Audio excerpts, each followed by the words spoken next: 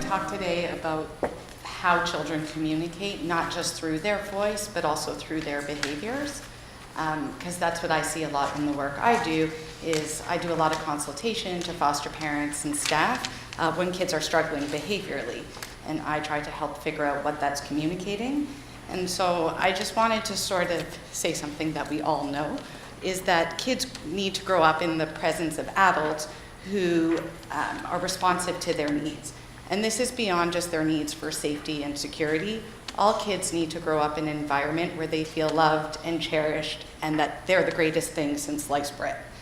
And when children develop like that, they learn all the skills they need to regulate their feelings and deal with emotions and to behave, because their brain is developing the way it should. But when kids experience neglect, abuse, maltreatment, multiple moves, they don't grow up in these environments where they get cherished and loved unconditionally.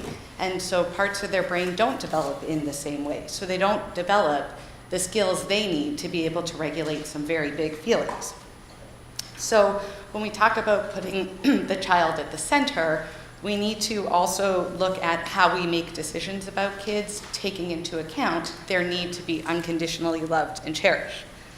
And this is especially true for kids who have difficulties with their emotion regulation. As adults, sometimes we struggle to put the child at the center in these situations because their behaviors are difficult, they're frustrating, they're annoying, and they're really hard to manage. And so these kids, sadly, are often placed in group care. They're moved multiple times. But if we really stop and say what these kids are trying to say through their behaviors, I think we can all agree, none of them are saying, I want to be consequenced, I want to be punished, I want to be restrained, I want to be moved. What they're saying is, I have really big feelings that I don't know what to do with, and I need some help. And I think sometimes the way our system works, we're driven to sort of helping them, but on adult terms, because they need to fit within the system.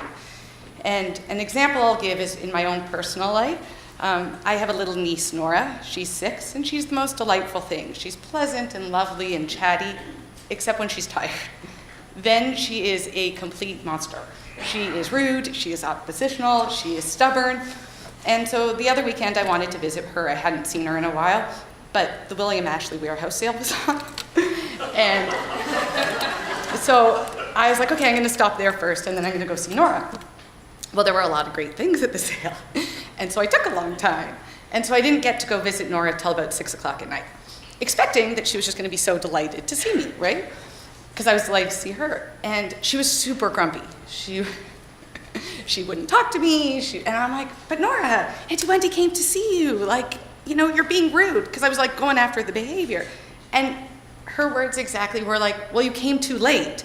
And I'm like, what do you mean? I came too late for what? You know I get like this when I'm tired, and you should have come earlier. I kid you not, but I do reflect on that because it's true. Like, I'm the grown-up. I know how she gets when she's tired. She does not have the ability to regulate her emotions when she's grumpy, but the William Ashley warehouse sale was my need, and then I expected her to behave in the way that I wanted her to behave. And when we apply this in child welfare, this happens all the time. And an example I'll give is this one young child, he's 6, and he gets really, really sad after his visits with his mom.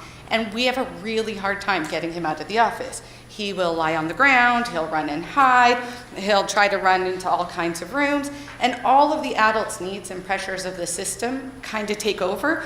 So we have other people coming for a visit, the driver's sitting there waiting, the worker has to get to another appointment. So they had tried everything to get this kid. So first they tried to bribe him with Skittles, and when those Skittles started getting thrown at people, eventually, after many, many different things, at one point, police were called. And this is like a little child. And when we sort of stopped to process, like, what is going on, what could we do? We looked at what his behavior was telling us, and it was quite simple, kind of what Nora was saying to me. He was saying, I need time after I visit with my mom, because I'm sad, and I don't want to get in a car right away. I just need some time and some space.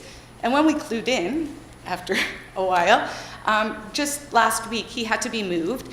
And the worker was terrified of having to move him because he was being moved an hour away, and we know transitioning him is hard. And so she was able to get him with some planning to the new placement, but then he didn't want to get out of the car. And in the past, she would have tried to bribe him. She would have explained all the reasons why he had to get out of the car. But instead, she gave him the space. And he ended up, running outside, and she chased him. And then it turned into a whole game of tag. And after, it still lasted long, after 45 minutes, he actually said, "Okay, I'm ready." And she was able to take him inside. And it was a very pleasant experience rather than the alternative, which would have been him becoming aggressive, probably ending up in a containment, tears, trauma. And so I think sometimes our system, we get so busy that we forget that sometimes it's the adults that need to change and not necessarily the kids. And when we think about kids' behaviors, we often say, they need to learn how to regulate. They need to learn. But what I would say is that as the adults, we need to help teach them. We need to help regulate them. And we don't do that through punishments and consequences and group care, less necessary, but we do it through labeling their feelings, validating their feelings, providing nurturing, providing support, and giving them time and space to express themselves. And I think when we sort of, in our busy days, we just need to take time when we're putting the child at the center to look beyond what their behaviors are saying and try to see what we could do differently to help them cope with what they're dealing with.